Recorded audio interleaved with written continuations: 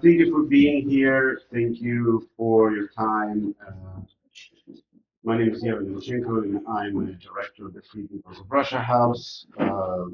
Most of you, I can see, have been here, and welcome for the new people, to the new people. And we are kind of a discussion platform and a think tank that talks every Friday about the situations that are current globally, usually pertaining to Russia. And today we have Ksenia, sorry, my wife is Christina. uh, she's jet lagged too, by the way. Yeah. Ksenia Turkova, she's an international journalist, editor, and a linguist, and a media expert specializing in disinformation, propaganda, and the language of media. She worked in Russia, in Ukraine, and in the United States with Voice of America, Hromadske, The Insider, and other many global outlets. She utilizes the foundation of linguistics and journalism and frequently comments on Russian language media. She vows for freedom of speech and especially in the post-Soviet space.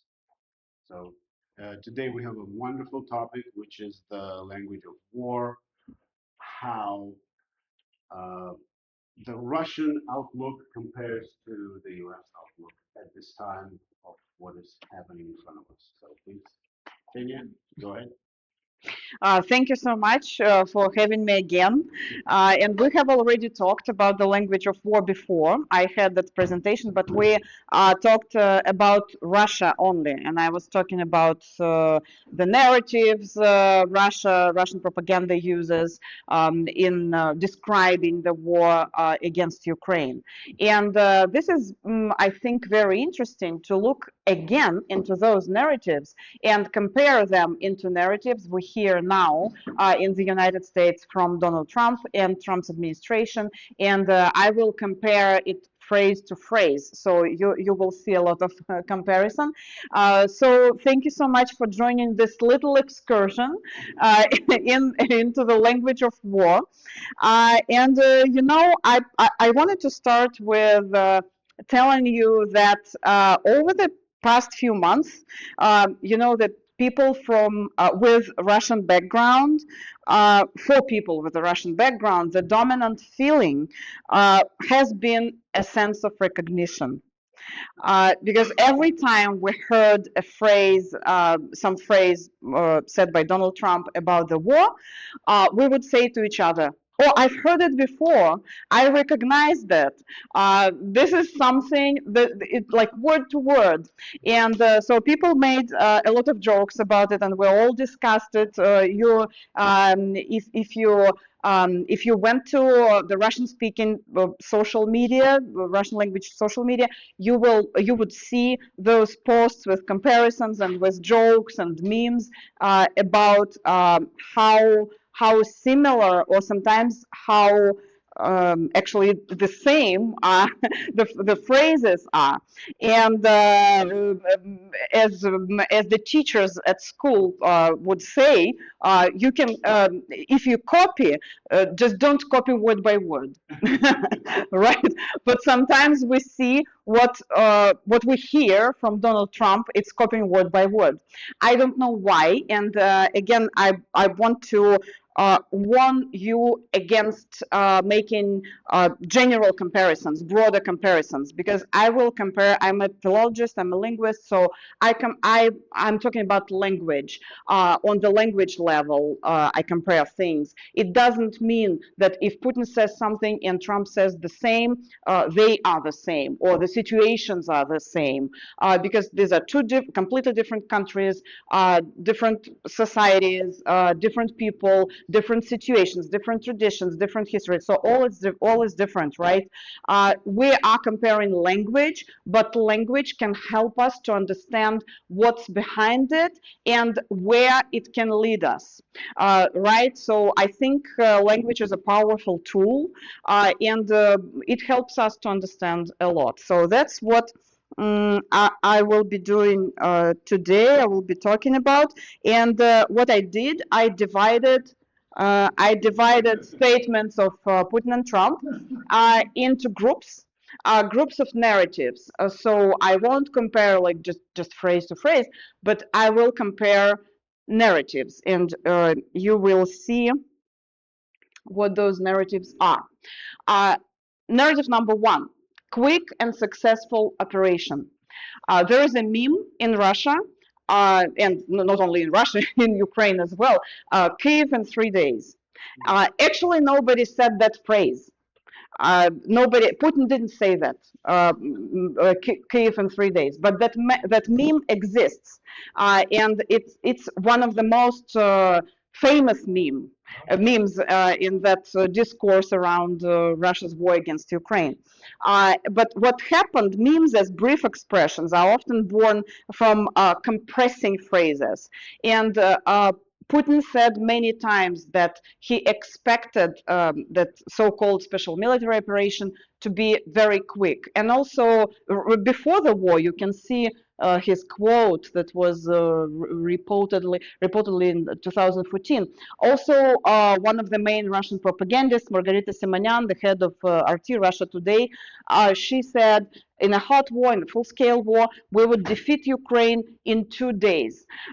So there were several statements, several phrases, several situations where they let people know that they expected that war to be very quick, very brief, and that Putin expected Ukrainian people to greet Russian soldiers with flowers, and so he expected it to be very fast, which we know didn't happen. And we can see Trump's quote here. We took a little excursion because we felt we had to get rid of some evil, and I think you'll see it's going to be a short-term excursion, which we know also was not a short-term excursion, and we still don't know how it will end. Also, we see here, what we see here is one of the tools Russia, the Kremlin, and Russian propaganda uses, called euphemisms, when we replace certain terms with the words that sound better. So, little excursion sounds better than the war. And here we go. The next narrative: it's not a war. And you know well that in Russia, from the very beginning, when Putin just started the so-called special military operation, or the war against Ukraine, the word war was banned. And it was not only banned just because Putin said that, but it was banned by law. And that's why a lot of Russian journalists and activists, they left Russia, hundreds of them, because they couldn't do what they did before. And for example, like continue doing journalism, stay journalists, because they would be required to use the terminology the Kremlin uses, the Kremlin demands to use. That's why it was. That's why here is the difference between how Putin uses this word. Not Putin. I'm talking about like collective Putin in Russian propaganda and the Kremlin. So like the official narrative in Russia, how they use it and how Trump uses it.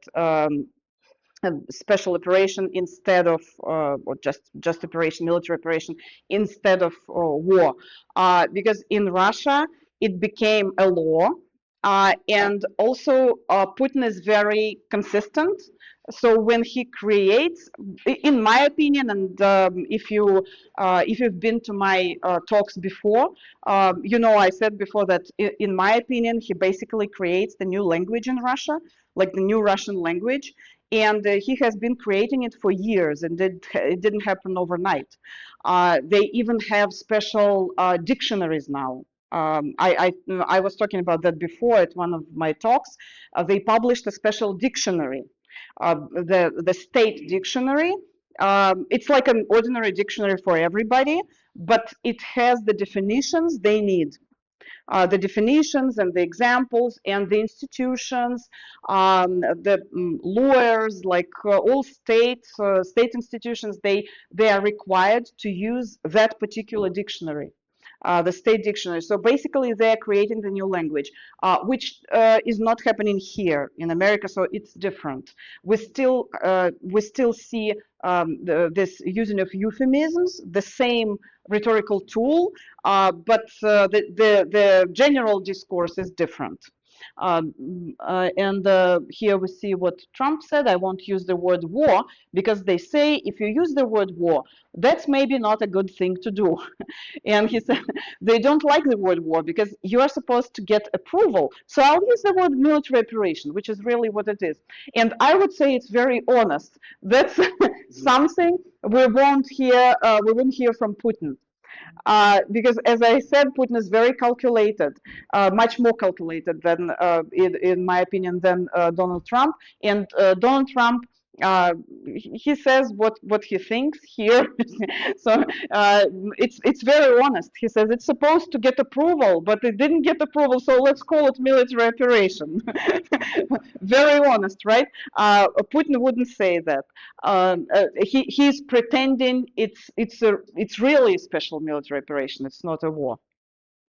And yes, we see that how basically the word war was banned, and a lot of people, especially in the beginning of the war, a lot of people were detained for just using that word, going like to protests and saying we're against the war or no to war, нет войне. That slogan basically became like banned, and a lot of people were detained, arrested, or fined, or thrown into prison because again they created those laws.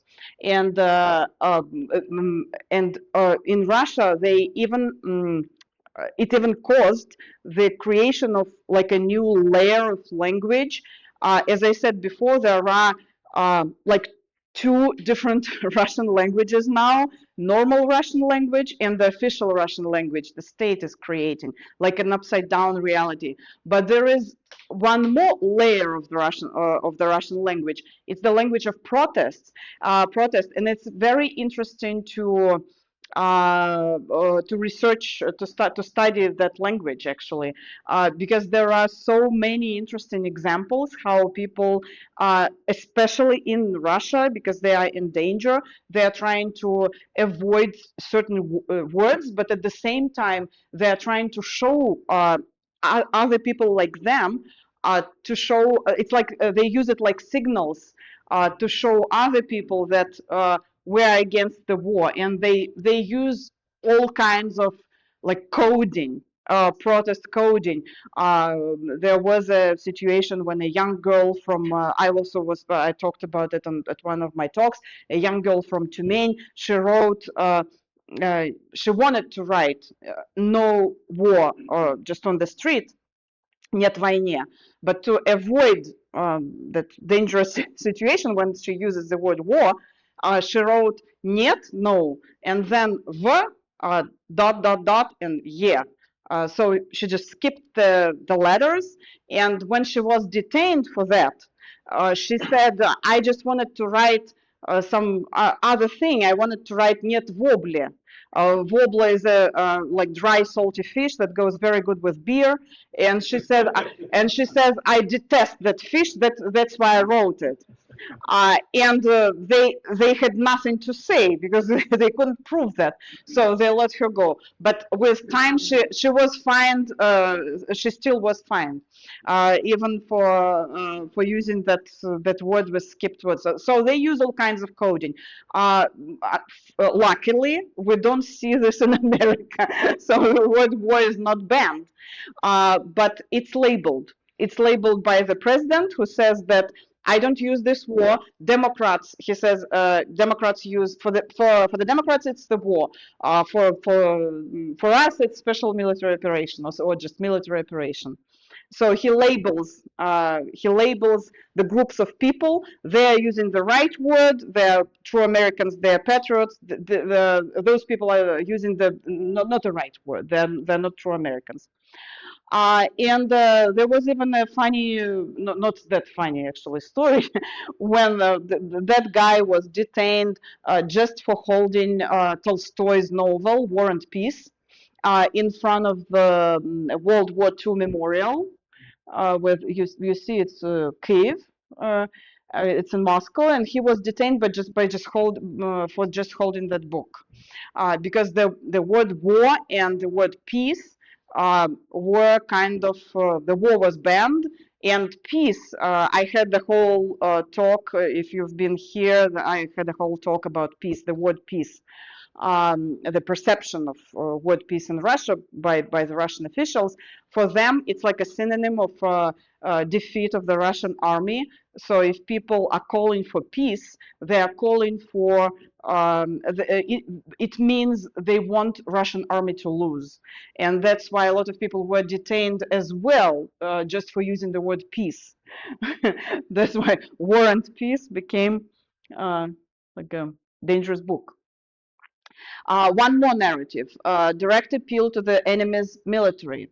On February 28th, Trump addressed Iran, military and police, and he said, "Today I tell you that you must lay down your weapons." And we remember that in the beginning of the war against Ukraine, actually on the first day, Putin also addressed Ukrainian soldiers, urging them to obey, not to obey orders, and to immediately lay down their weapons, promising they could return to their families without obstruction if they complied.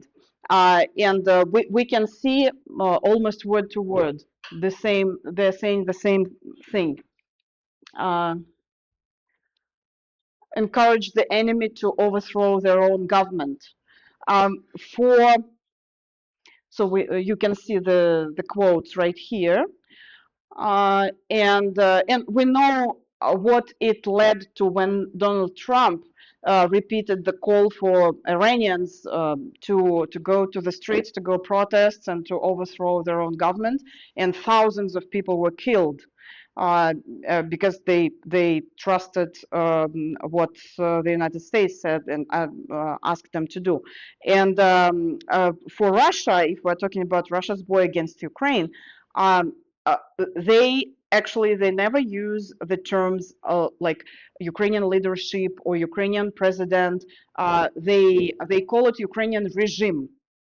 And even if you watch Russian TV, Russian state TV channels, you hear that a lot. They call it Ukrainian regime because they think Zelensky is not a legitimate president. He's like illegal, and it's just some Ukrainian regime that took over the country, and actually people are against it. That's what they declared in the beginning of the war. Russian propaganda, they would say like Ukrainian people, they suffer from that regime. That's why we will help them to over. And they asked Ukrainian people to overthrow that regime.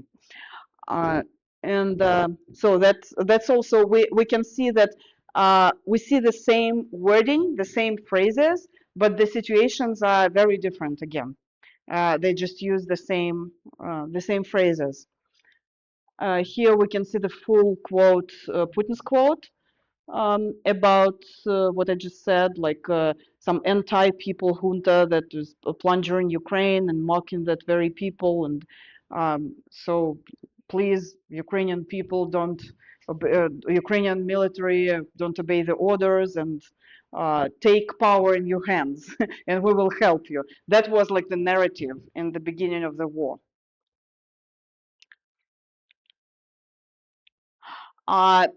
One more narrative is defensive operation, not aggression. Um, as Putin said from the very beginning, that so-called special military operation was started because he wanted to protect Russia, and Russia needed protection to protect its borders and just to protect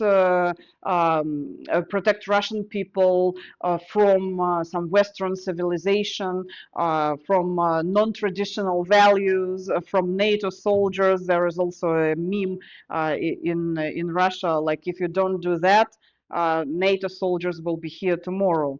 And so people are like, he scared people who don't even know what NATO is sometimes in the little towns in Russia, but they're afraid of NATO because they say every day they scare them with NATO. And there are actually a lot of videos on social media. You can find them, like the reporters would ask people in very small villages, small towns, where the conditions of living are very bad, very poor. Like people don't have basic things like toilet and water, something like that, and it looks horrible. But they would say, and the reporter, I just watched one of the videos like that, and the reporter is asking an old woman who lives in the conditions like that, like what is worse, not to have a toilet or to have NATO close to Russia, and said, "Oh no, no, I am ready to live without toilet, but I'm afraid of NATO." And so that was one of the main narratives, that they are protecting people from some bad people. And that was the narrative, Trump's narrative as well, that when he started the operation in Iran, it was to protect American people. Again, the situations are very different, but we just see the same wording. One more narrative: opponents started, provoked the war. Putin said many times that we didn't start that war. Ukraine provoked us because they did that genocide in Donbass, and they refused peace. And throughout the war, again, as I said, he's very consistent in his statements, narratives. So he keeps repeating that, and that is one of the differences. By the way, that we know that Donald Trump, he doesn't stick to one statement he makes, and he can change it like within one day or 2 days. But Putin is very consistent. When he uses some narrative, some particular narratives, he sticks to that narrative. Propaganda is not consistent by its nature. But at the same time, in Russia, they are very consistent in those main general lines of propaganda, because they are like building material for that alternative reality they create, and it's a building material for that different language, as I said. So it's much more dangerous, if you will. And another narrative, that it was right and timely decision. Um, Putin said that the decision in 2022 was correct and timely, and Donald Trump said something like that, like similar things, that everything was done at the right time. One more narrative, and I think it's a very important one, that everything is under control. Russian propaganda is trying to present everything during all those 4 years, even when there are like the situations of the obvious loss, and when the Russian army is losing some territories, and they are not doing great, they still present it as a success. And there is always like a discussion how this war might end, and a lot of people say that even even if that war ends not very favorably to Russia, they will present it as a win. They will present it as a victory. And propaganda has been working towards that throughout the war, all those 4 years. And that phrase "everything is under control" even also like became a meme in the Russian official language, and we can see the same narratives here when Donald Trump or the Ministry of War or Trump's administration, they are talking about that war. They say that it was successful. It's successful. This objective achieved, and so it's all like is presented as as a win for the United States. Again, in Russia, we see that consistency, and that they repeated it over and over during 4 years, and they will keep repeating it. I have no doubt. But here, we don't know. We see the same phrasing, but maybe it will change with. But we know that one of the, if we're talking about like a language portrait, Donald Trump's language portrait, we know that he likes presenting himself as a winner in different areas, as a very successful man, a winner, achiever, and so maybe that is one of the narratives he will stick to. Like I stopped a lot of wars, or even if I started the war, I stopped it, and I stopped it successfully. It's a victory. So that narrative is very strong in his personal rhetoric or personal like language portrait. That was one of the Russian memes in the beginning of the war. It's a representative of Russian Minister of Defense. He was one of the main speakers, and he would go on air every day for the state TV channels, and he would tell people, like he would give those like reports about what is happening at the front line. And if you hear him, you would notice that his voice like is very monotone, and he speaks fast, and he gives a lot of information, and a lot of names, a lot of numbers, and people just are not able to digest all that because he gives a lot of information. Not now. Now he's not that active as he was in the beginning, but in the beginning he was very active. So every day he would give people a lot of information. And as I said in one of my lectures as well, it's one of propaganda tools actually to overload people with information, to just give them a lot of stuff, a lot of numbers and names, so they get lost. Because it's when you watch TV, you are not sitting with a notebook and with a pen and writing down and fact check. So nobody does that. So who would check what he says? But he creates the impression that something important is going, that everything is under control. And there is a very good a Russian media in exile called Project. If you are interested in reading something like that, they specialize in investigations. I recommend you to find it. They have their versions of their articles in English, so you can read them in English. It's called Project, Project, and they did like some research. So they took 200 speeches of that guy. They analyzed them, and they found out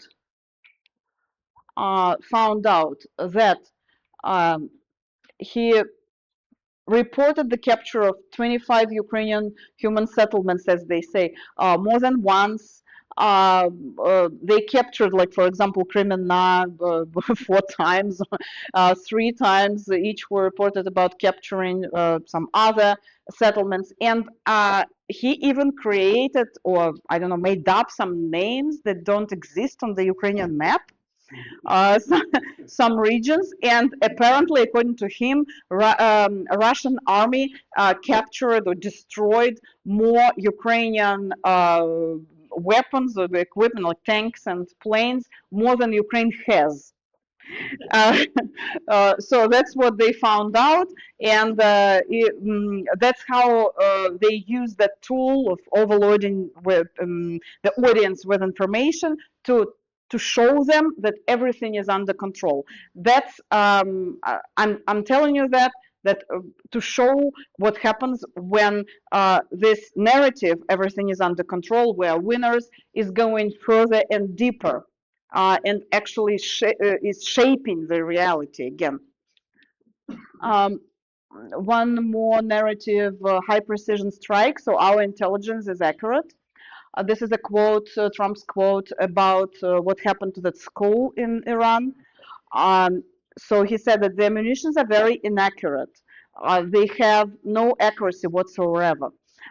And you know, I didn't put Putin here because it's not only Putin. It became like a general Russian official narrative about high precision strikes. You can check it. Uh, each time they attack Ukraine, they attack civilians, and civilians in Ukraine die.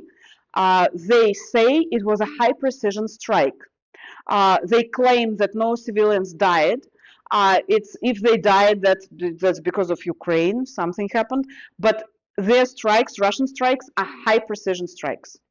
And you can check it. So each time something happens, especially the first year of war, it was like it worked like a clock. Something happened like this, civilians die. The next day they say it was a high precision strike. So that's why that expression high precision strike became also like a meme, and it became actually a symbol of brutality and cruelty towards civilians. So each time they say about high precision strike, you understand that something like that happened. Uh, in December of 2025, so not long time ago, Putin again says, he said again that it wasn't even a war. And this is a very interesting quote, also about high precision strikes. He said, in Ukraine, we're acting surgically, very carefully. So, well, it's clear, isn't it? This is not a war in the direct modern sense of the word. You see the word surgically here, and there were different versions of translation of that word. But I think it's almost impossible to translate what he said. Some people translate it as surgically, some people translate it as carefully. But what he said in Russian was the word аккуратненько, accurately. But in the Russian language, if you know, there are suffixes, and those suffixes, we have a lot of suffixes, and they can show your attitude towards a person or the event or something that is happening. And sometimes that suffix would show your love. For example, you can say vodka or you can say vodочка. It means you like it. Or that suffix can show cynicism, or that suffix, some other suffixes can show the disgust. So that's why it's very difficult to translate. And the word he used was the word аккуратненько. In Ukraine, we act аккуратненько. He said like with a smirk. So we see that he filled that phrase with cynicism, and it's very important to explain that wording, that it's not actually translatable. Um, Maybe I have a video on my YouTube channel about that, but we cannot. I was told that we cannot play it here, but you can find it later. I don't know why we cannot play. Like you can play it later. So. Yeah. As I said before, I divided those phrases into groups. I put them into groups, into narratives. But now I think it's important to say how actually Russian propaganda reacts to that when they hear the same phrasing, when they hear the same words from the President of the United States. What do they say? And I looked into that a little bit, and so they actually welcome strikes on Iran for three reasons, and they say it out loud on air. The patriotic bloggers and journalists, because the oil prices are rising, because where force prevails, Russia appears less bad. Uh, so actually, the fact that the president of the United States says the same things as Putin said gives them the kind of a permission to continue what they do. You understand what I mean? Because they don't look that bad on that background. Okay, like everybody can do that. Why can't we do that? And they say it out loud. They say, I heard one of the radio hosts saying that like Russia appears less bad. And of course, the US is distracted from Ukraine, and it means less support for Kiev, less support for Ukraine. And I would actually add one more reason why they welcome that scenario, this situation.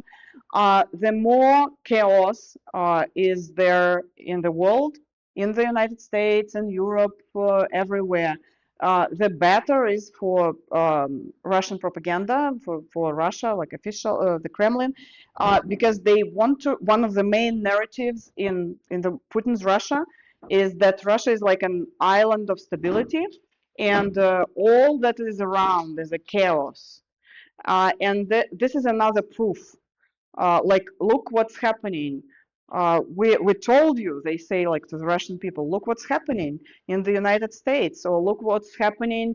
And they use even like nature disasters for that purpose, like fires in California or floods or anything. They say, you see that like God punishes them because they don't have they lost their traditional values, and Russia has traditional values. Or we have the strong leader, Putin, and they have like that chaos. Why would you need to change a president if you have this stability? And look what they have. So anything that that falls into this narrative, it is very good for them. And now I just want you to guess who said what. Let's try to guess who said that. Trump or Putin? We have two. Okay, let's vote. Let's vote. Who thinks it's Trump? Who thinks it's Putin? It's Putin. You see? What exactly did he say? Huh? What exactly did he say? I mean, in Russian. Can you just, In Russian, I found this quote in English, like okay, from the because they do beginning. these, ambiguities. Okay. I think he said something like никакой операции бы не было, если бы к нам относились с уважением. Не было бы этих специальных операций, если бы нас уважали. Okay. It sounds more like Putin in Russian. Right. Okay, who said that? I think it's from Trump. Yeah, you're right, it's Trump. This one. Trump. Who thinks it's Trump? I think it's Trump. Who thinks it's Putin? It's Putin. I don't think Trump would know. Who did he think was going to invade them? Oh, that's definitely. This one. Oh, that sounds like mine. Well, Both? But well, maybe both. I didn't check that well, but this actually is Putin.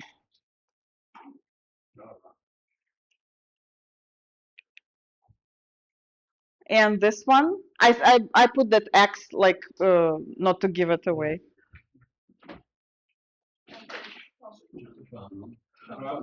Trump. This is Trump. Yeah. The word regime. Regime, but Putin also uses the word regime. People. Defending people. Defend American. No, American. I skipped American because I didn't want to give it away. The American people by eliminating imminent threats from the Iranian regime. And yeah. Yeah, but Putin uses the phrase Ukrainian regime, as I said. All the time they say Ukrainian because they say they present it as something illegal. Like they took over the country, although it's very different. Iran and Ukraine. In Ukraine, it's a legitimate president. You can like him, you can not like him, but he is a president elected by people, and It's not a dictatorship. And yeah, we will end here. And if you have any questions, I will be happy to answer. But as I say, as I always say, I'm not a political analyst. I'm a philologist and a linguist. So I welcome questions about the language. Or as a journalist, I can answer some questions about journalism and about media.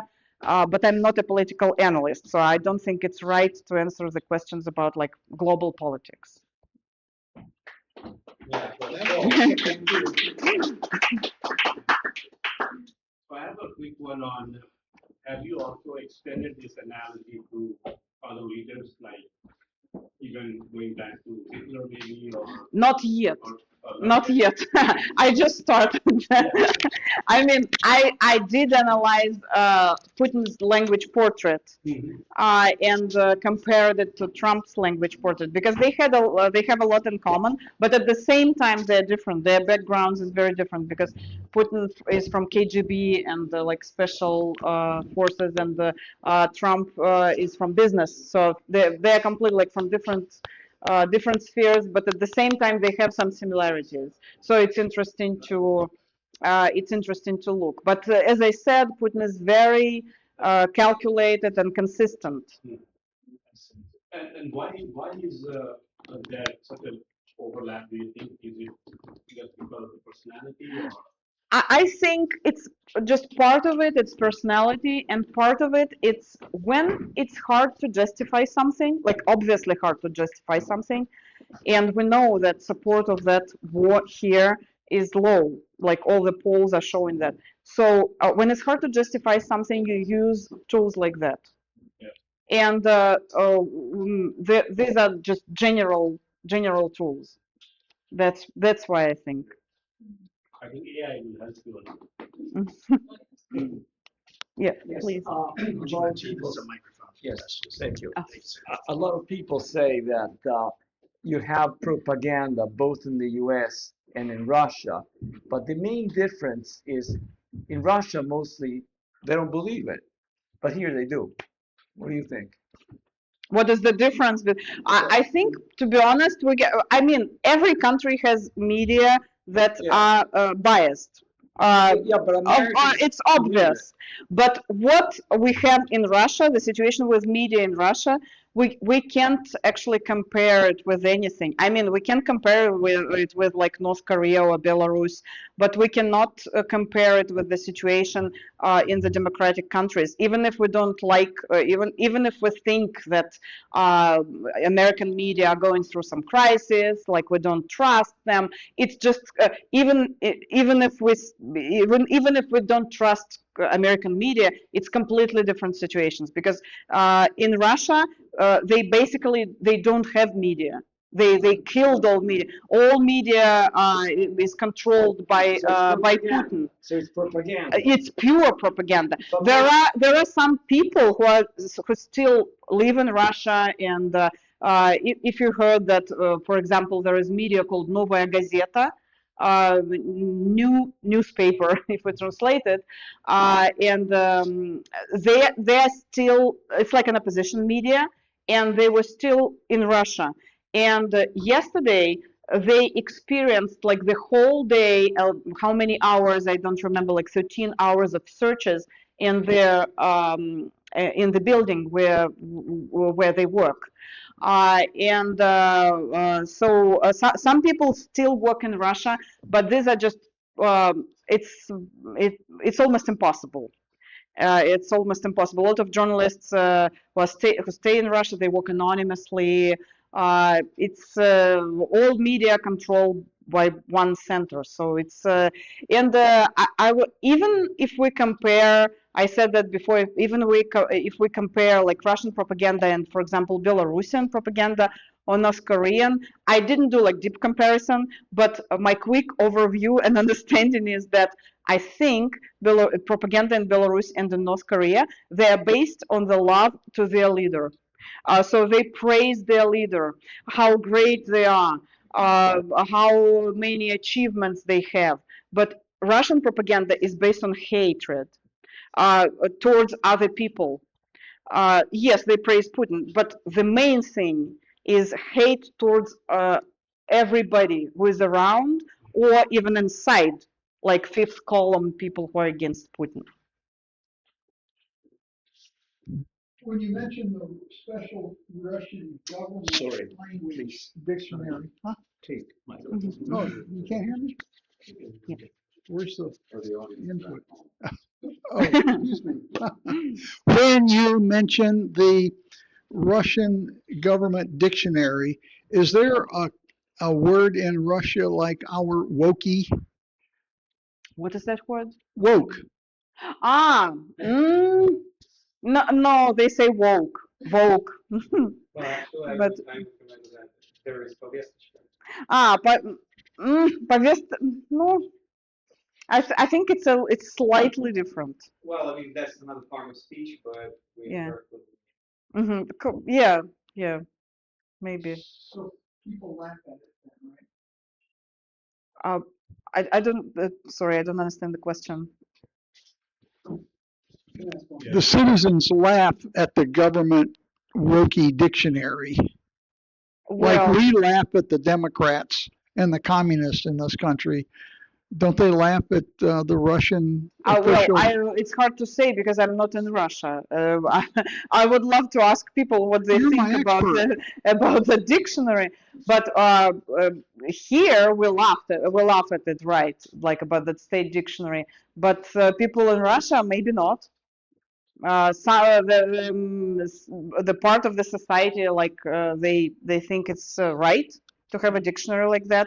The other part of the society, people who are not who don't support it, they don't laugh because they are not allowed to laugh. So, so it's hard to say. Uh, Matt, yeah. Ksenia, Trump is seen as probably one of the most distinct speakers in the English language, maybe the most distinct, maybe ever, to use a Trumpism. How distinct is Putin's speech? How recognizable is it from any other Russian person? So Trump, almost immediately recognizable from any other American. Mhm. Putin, how much so? That's a very interesting question.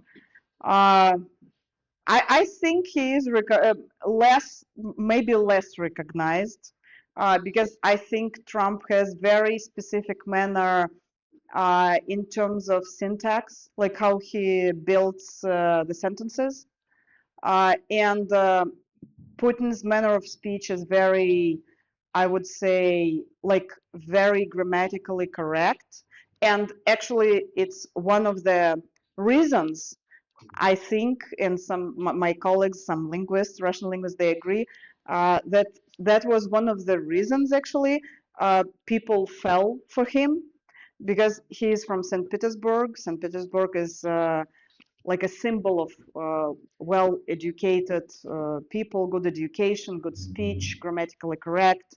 And when Putin appeared, uh, after Gorbachev and after Yeltsin, whose speech was not perfect.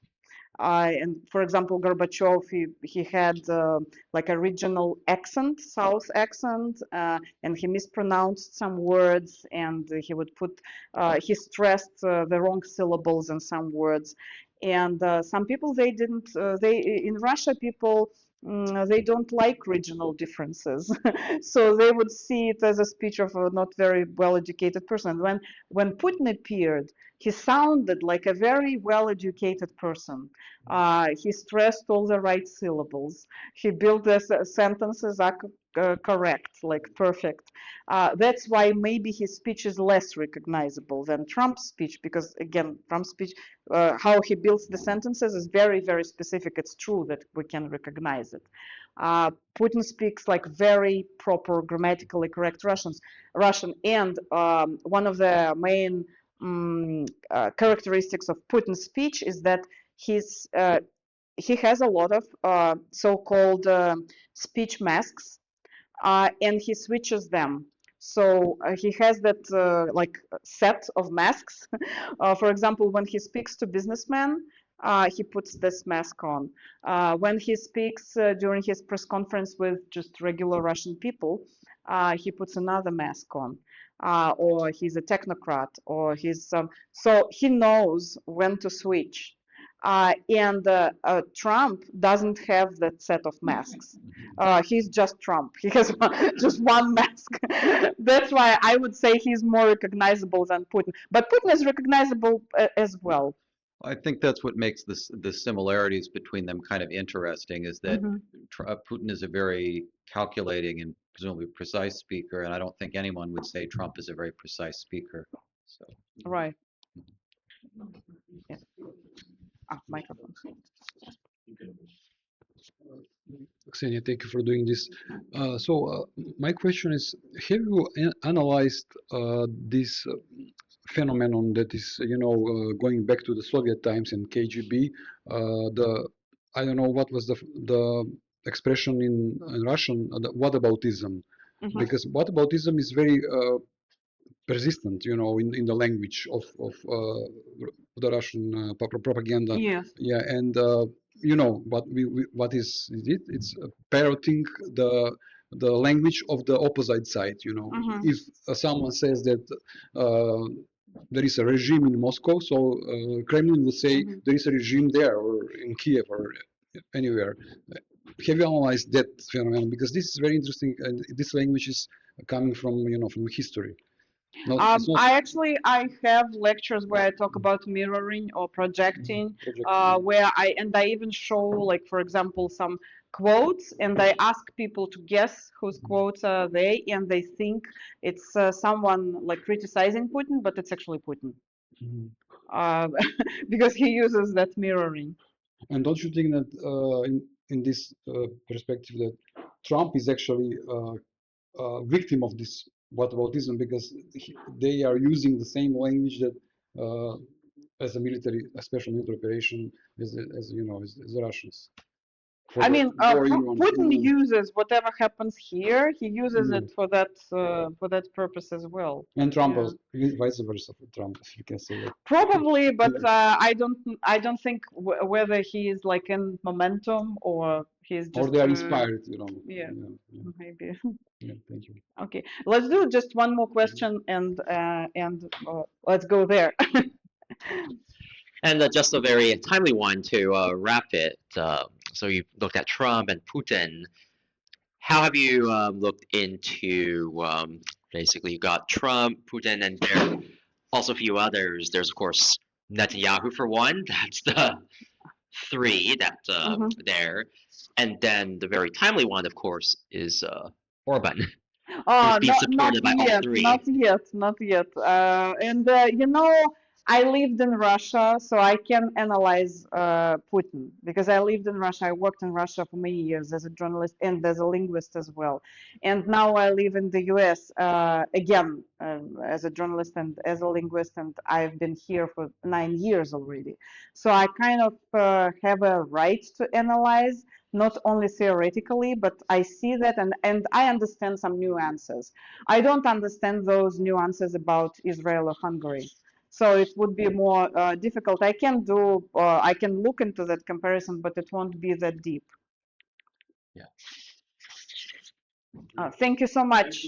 Thank you.